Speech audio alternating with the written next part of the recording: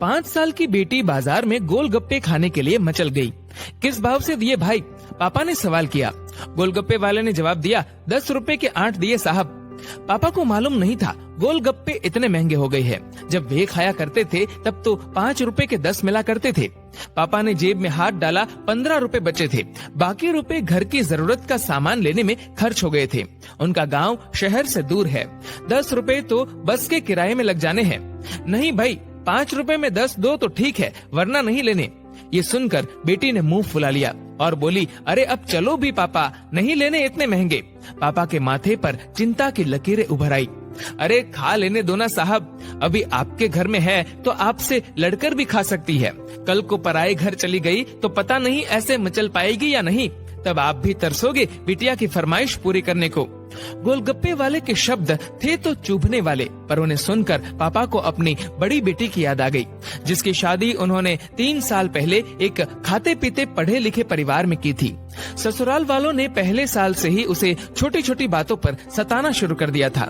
2 साल तक वह मुट्ठी भर भर के रुपए उनके मुंह में ठूसता रहा, पर उनका पेट बढ़ता ही चला गया और अंत में एक दिन सीढ़ियों से गिरकर बेटी की मौत की खबर ही मायके पहुंची।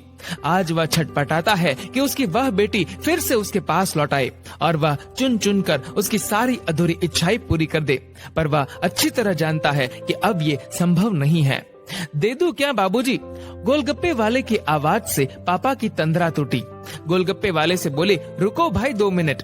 पास ही में किराने की दुकान थी, जहां से उन्होंने घर के लिए जरूरत का सामान खरीदा था। वे तुरंत उस दुकान पर गए और खरीदी गई 5 किलो चीनी में से 1 किलो चीनी वापस की तो 40 रुपए जेब में बढ़ गए। फिर ठेले पर आकर पापा ने डबडबाई आंखें पोंछते हुए कहा, अब खिला दे भाई। हाँ, तीखा जरा कम डालना, मेरी बिटिया बहुत नाजुक है। ये सुनकर 5 वर्ष की गुड़िया जैसी बेटी की आंखों में चमक आ गई और उसने पापा का हाथ कसकर पकड़ लिया।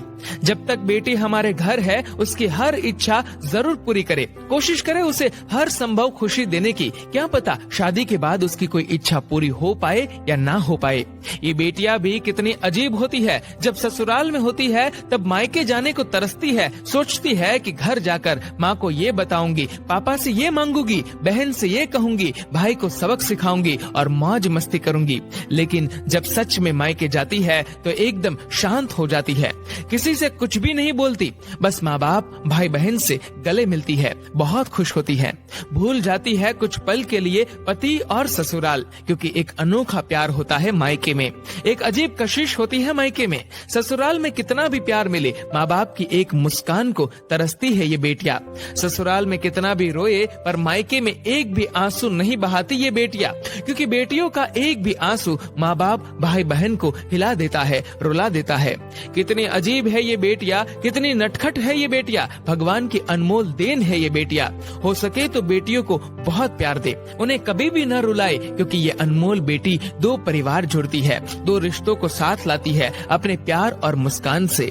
ईश्वर से प्रार्थना यही है कि सभी बेटियां खुश रहे हमेशा, भले ही वो मायके में हो या ससुराल में। खुशकिस्मत है वो लोग जो बेटी के बाप है, उन्हें भरपूर प्यार दे, दुलार करे, और यही व्यवहार अपनी पत्नी के साथ भी करे, क्योंकि वो भी किसी की बेटी है जो अपने माँ बाप का घर छोड़कर आपके साथ पूरी जिंदगी बिताने आई है।